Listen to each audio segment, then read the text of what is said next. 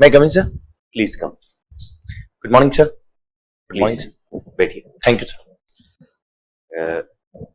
What is good in this morning? Sir मैं सुबह उतरा था और नागौर से आया हूँ सर अभी, और फ्रेश फील कर रहा हूँ अभी, और आके न्यूज़पेपर पढ़ा है और इंडिया ने आज से गोल्ड मेडल जीते 28 और टोटल 100 क्रॉस की एशियन गेम्स में। ये एक अच्छी खबर पढ़ने। ओके, बहुत बढ़िया। आपने जो है वो बीएड कौन से साल में किया है?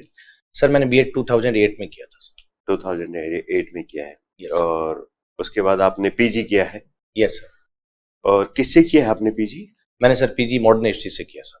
आपका स्पेशलाइजेशन है मॉडर्न हिस्ट्री में, राइट? Yes sir. वैसे हिस्ट्री बोल सकते हैं इसको, लेकिन आपका स्पेशलाइजेशन जो कि मॉडर्न हिस्ट्री में, इसलिए आपने मेंशन किया। कौन से साल में किया है? मैंने सर 2010 में कंप्लीट किया था सर। आपने as a assistant commandant CRPF को भी सर्व किया है। Yes sir. बहुत थोड़े टाइम आपने अपनी सेवाएं वहां पर दी है। Yes sir. कोई विशेष कारण इतना जल्दी आप वहां से आए? नहीं सर, विशेष कारण कुछ नहीं था सर, बहुत अच्छी जॉब थी। मैं 7 ईयर वहाँ पे कंप्लीट किए और उसी दौरान मेरा सिलेक्शन जब लेक्चरर की पोस्ट पे हो गया था सर राजस्थान गवर्नमेंट में, तो फिर मैं राजस्थान में आ गया था सर।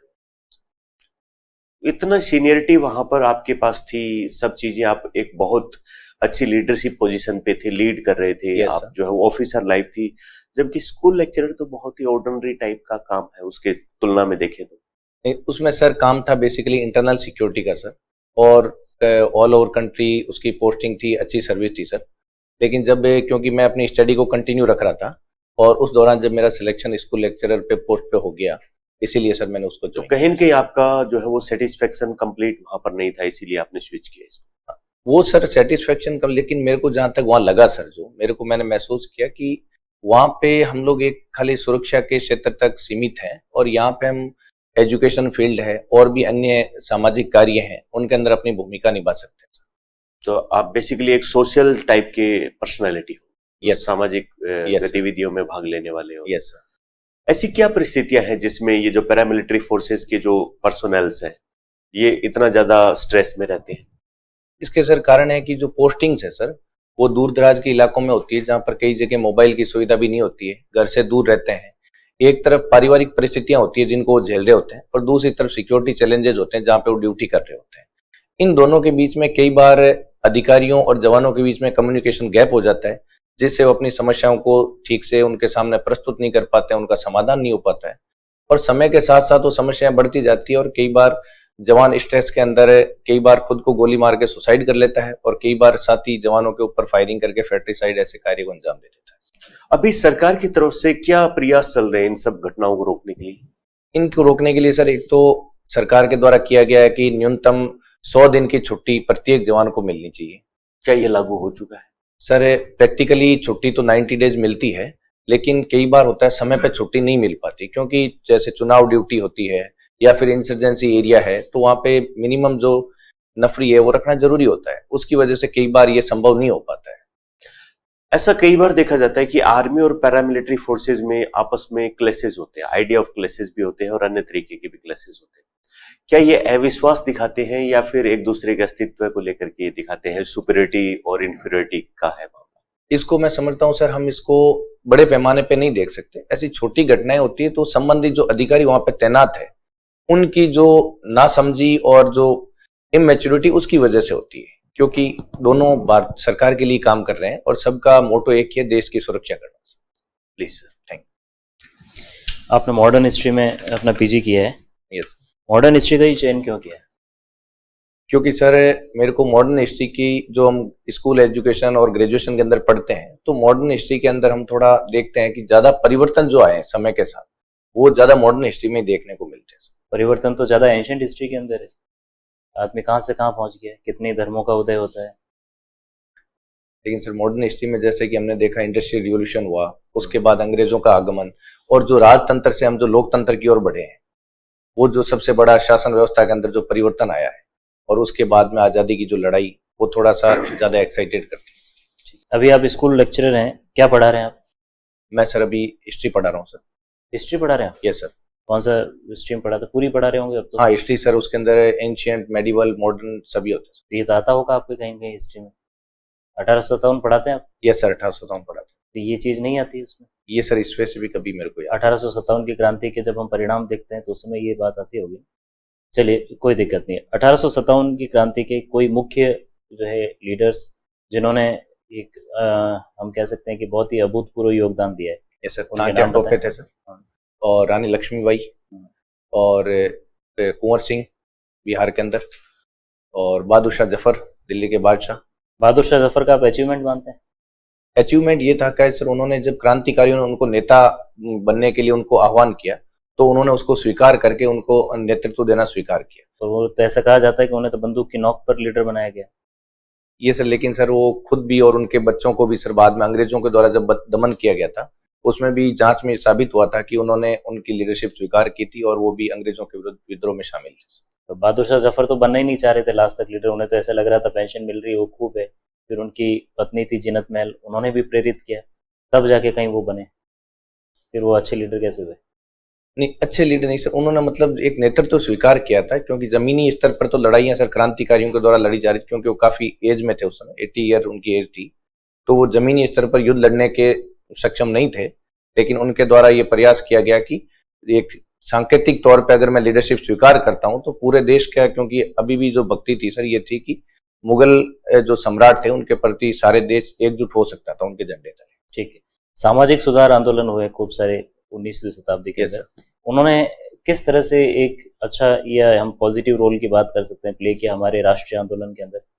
सर पहला तो उन्होंने पॉजिटिव रोल किया सर, जो भारत के जो प्राचीन ग्रंथ थे उनको एक जनता के सामने प्रस्तुत करना और उन ताकि जनता के अंदर एक हमारा जो पूर्व की जो है हमारा इतिहास, उस इतिहास और संस्कृति के प्रति गर्व की भावना का विकास हो। दूसरा, उन्होंने जो हमारे समाज के अंदर समय के साथ जो कुरीतियां आ गई थी उन कुरीतियों को मिटाने का प्रयत्न किया, जैसे कि ब्रह्म समाज ने सती प्रथा और उसके बाद में कन्यावध और विधवा विवाह, ये सारे कार्य किए गए।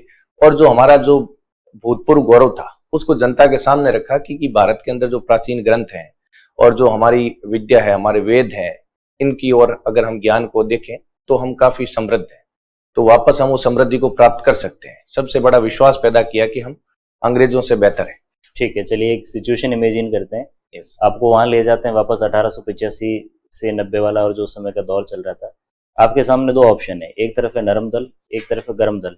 यस। आप किस दल में जाएंगे? मैं सर अगर एक तरफ से कहें तो पूर्णतः सर अगर शुरुआती अगर दौर में देखें तो जो नरम दल की गतिविधियां थी वो समय के अनुसार सही भी थी सर, क्योंकि हम उस समय इस कंडीशन में नहीं थे, क्योंकि देश के अंदर लिटरेसी रेट बहुत कम थी कि हम जनता को उतना जागरूक कर सकें और अंग्रेजों के खिलाफ कर सकें, क्योंकि उस समय देश कई भागों में बंटा हुआ था। एक अंग्रेजी प्रांत थे, अंग्रेजों द्वारा सीधे शासित थे, दूसरे राजाओं के द्वारा शासित थे जो जहां पर अंग्रेजों की सेनाएं रहती थी, तो उन सबको एकजुट कर पाना मुश्किल था। इसलिए नरम दल ने क्या किया, पहले जो भूमिका का निर्माण किया, पृष्ठभूमि का, जिसके तहत लोगों के अंदर एक जन संचार का माध्यम बना। गांधी जी अगर नहीं होते तो हमें आजादी नहीं मिलती, आपका क्या विचार है इसमें? सर आजादी तो मैं समझता हूं मिलती, लेकिन हो सकता है उसके तरीके दूसरे हो सकते थे या उसमें थोड़ा विलंब हो सकता था। विलंब होता है या जल्दी मिल जाती? मेरे हिसाब से विलंब होता, क्योंकि गांधी जी ने जो आजादी का आंदोलन था उसको जन आंदोलन बनाने में सबसे बड़ी भूमिका निभाई। पर हम देखते हैं कि जहां जहां आंदोलन नहीं हुए थे जिन देशों के अंदर, उनको भी लगभग 1950 तक सभी देशों को आजादी मिल गई थी। लेकिन सर उनको जो आजादी मिली थी सर, उनमें वो एक देश के तौर पे नहीं, कई देश काफी भागों में विभाजित हो गए थे और एक जो देश के राष्ट्र के रूप में जो निर्माण है, विभाजन तो हमारा भी हुआ। विभाजन हुआ था सर, हमारा 2 भागों में विभाजन हुआ था, लेकिन अगर वो भी धर्म के आधार पे, लेकिन अगर गांधी जी का जो आंदोलन था उसने पूरे देश को कश्मीर से कन्याकुमारी तक एकजुट करने में सबसे बड़ा योगदान दिया था, चाहे वो असहयोग आंदोलन हो, सविनय आंदोलन। Thank you. आप हिस्ट्री पढ़ाते हैं? Yes sir. 12वीं क्लास में कौन सी किताब चलती है हिस्ट्री? 12वीं के अंदर सर अभी 3 किताबें चलती है सर। पहला है जिसके अंदर प्राचीन भारत के विषय हैं, और दूसरे पुस्तक है उसके अंदर ये मध्यकालीन, और तीसरी आधुनिक भारत की। मध्यकालीन जो 20 वाली किताब बताइए आपने, उसके पहले 4 पाठों के नाम बताइए। उसका सर पहला पार्ट एक सर सूफी आंदोलन है सर, और अगला पार्ट है सर उसका कि जो ये यात्री जो आए थे मध्यकाल में भारत के अंदर। पाठ का नाम बताइए, मुझे याद है इसलिए। यात्रियों के नजरिए से भारत सर एक पार्ट है, और एक है सूफी और भक्ति आंदोलन। ये पहला पार्ट था या तीसरा पार्ट है? Sorry sir. ठीक है। आप जो परीक्षा दे रहे हैं इसका पूरा नाम बताइए। राजस्थान लोक सेवा आयोग की परीक्षा जो अभी दे रहे हैं इसकी सर, ये sir RS and RTS। Hindi में पूरा नाम बताइए। राजस्थान प्रशासनिक सेवा एवं अधीनस्थ सेवा और राजस्थान तहसीलदार सेवा परीक्षा 2021। ठीक है। बीएड आपने रेगुलर की थी? Yes sir. क्या क्या सीखा आपने बीएड में? बीएड के दौरान सर हम लोगों ने जो क्लास लेने का जो तरीका होता है, शिक्षण तकनीक। हाँ शिक्षण तकनीक। कौन कौन सी शिक्षण तकनीक सीखी आपने? एक तो सर शिक्षण तकनीक है सर कि करके सीखना किसी भी चीज को, और अधिगम तकनीक जो, यही नाम है इस तकनीक का, करके सीखना? Sorry sir. ठीक है। शिक्षा विभाग में अभी जो नई योजनाएं शुरू हुई हैं, यस रिसेंट, पुरानी नहीं, अभी जो नई योजनाएं शुरू हुई उनके नाम बताइए। एक सर लेटेस्ट योजना शुरू हुई जो सर मिशन स्टार्ट हुई है अभी सर, जिसके तहत शिक्षण संस्थाओं के अंदर ऑनलाइन माध्यम से, डिजिटल माध्यम से शिक्षण व्यवस्था का कार्य किया जाएगा। जहाँ पर शिक्षकों का अभाव है, शिक्षकों की कमी है, उन क्षेत्रों के अंदर। क्या नाम है इसका? Mission start sir. Mission start, ठीक है। एक है सर मिशन बुनियाद है सर। मिशन बुनियाद है कि जो मिशन, ये जो पिरामल फाउंडेशन है NGO, इसकी तरफ से ये कार्य किया जा रहा है। इसके तहत बच्चों के अंदर जो डिजिटलाइजेशन है उसकी शिक्षा देना और उसका विकास करना सर। ठीक है। एक स्कूल आफ्टर स्कूल प्रोग्राम चल रहा है आपके यहाँ? यस सर, चल रहा है। क्या प्रोग्राम है वो? ये है सर जो 10वीं और 12वीं के बच्चे हैं सर, उनको स्कूल के बाद में सर जो ऑनलाइन क्लासेज है उनकी सुविधा उपलब्ध करवाई गई है। ये मिशन स्टार्ट का ही पार्ट है सर। ये क्या तर्क है इस बात का कि बच्चा 6 घंटे स्कूल में पढ़ के जा रहा है और उसके बाद वो स्कूल के बाद ऑनलाइन क्लासेस ले रहा है? ये तो दोनों में किस में कमी है? ये सर इसलिए है कि सर स्कूल के अंदर कई जगह पर सर, विद्यालय के अंदर सर शिक्षकों की कमी देखने को मिलती है। कुछ विषय अध्यापक तो ये नहीं पूरे है। विभाग के लिए या उन स्कूल्स के लिए जहाँ पे टीचर्स नहीं है? नहीं है, ये सर पूरे विभाग के लिए सर। जो बच्चे घर जाकर के वापस रिवीजन भी करना चाहें या कंटेंट देखना चाहे तो ई कंटेंट उसके तहत अवेलेबल है सर। आपने मॉडर्न हिस्ट्री में पोस्ट ग्रेजुएशन किया है? यस। बेल्फोर डिक्लेरेशन क्या था? Sorry sir. इजराइल कब बना? इजराइल सर 1948 में बना। 1948 में? यस। कैसे बन गया अचानक एक देश? ये सर जब द्वितीय विश्व युद्ध के दौरान नाजियों के द्वारा आक्रमण किए गए थे यहूदियों के ऊपर, तो यहूदियों ने तभी से एक अलग देश की मांग की थी और वो जाकर के यरूशलेम में बसने लग गए थे। और जब द्वितीय विश्व युद्ध के पश्चात शांति वार्ताएं हुई तो संयुक्त राष्ट्र संघ ने इजराइल नामक देश बनाने की बात की। ठीक है सर। राजस्थान के ऐसे राजा बताओ जिन्होंने सबसे आखिरी, 3 कोई राजा बताओ जिन्होंने सबसे आखिरी में अंग्रेजों से संधि की। एक तो सर सबसे आखिरी के अंदर सर सिरोही ने किया था सर, और करौली ने, और एक झालावाड़ से। किस तरह से ये संधि एग्जीक्यूट होती थी राजस्थान के राजाओं और अंग्रेजों के बीच में?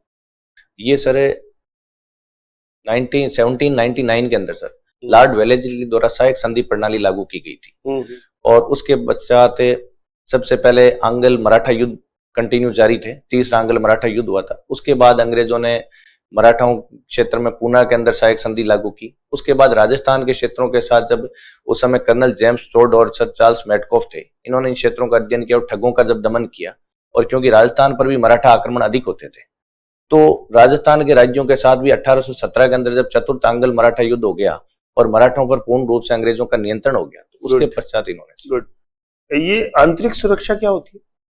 इंटरनल सिक्योरिटी है सर, देश के अंदर जो असामाजिक तत्व हैं, राष्ट्र की एकता, अखंडता, सुरक्षा क्षेत्रों को जो चुनौतियां मिलती है, उनका निवारण करने के कार्यों को हम आंतरिक सुरक्षा। इसको कैसे आइडेंटिफाई किया जाए कि ये आंतरिक सुरक्षा है और ये बाहरी सुरक्षा है? मणिपुर में मान लीजिए किसी दूसरे देश से हथियार आ रहे हैं और हमारे पास सबूत नहीं है हथियार आ रहे हैं, तो ये आंतरिक सुरक्षा में काउंट होगा कि बाहरी सुरक्षा में काउंट होगा? सर बाहरी सुरक्षा में अगर हम बड़े पैमाने पे देखें तो देश के ऊपर यदि कोई बाहरी आक्रमण होता है, आतंकवादी हमला होता है, उसको हम बाहरी सुरक्षा के अंतर्गत ट्रीट करते हैं।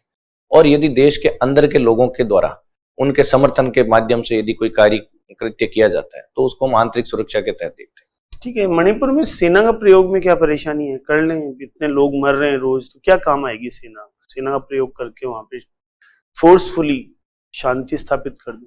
सर क्योंकि फोर्सफुली हम एक बार शांति स्थापित कर सकते हैं, लेकिन सरकार का है कि क्योंकि अपने ही लोग हैं, अपने ही देश की जनता है, तो उनके खिलाफ ज्यादा बल प्रयोग नहीं करके, क्योंकि सर आज अगर ज्यादा बल प्रयोग किया जाएगा तो उनको तो वैसे अपने आप आपस में लड़के मरने दे, सेना से क्यों मरवाए?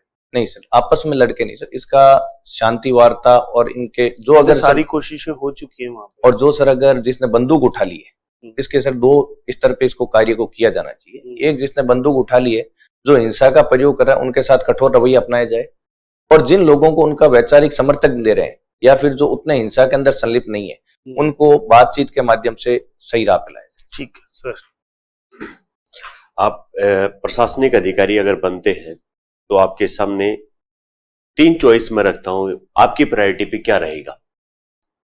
अशिक्षा को दूर करना, गरीबी को दूर करना, या स्वास्थ्य सेवाओं को उन्नत बनाना?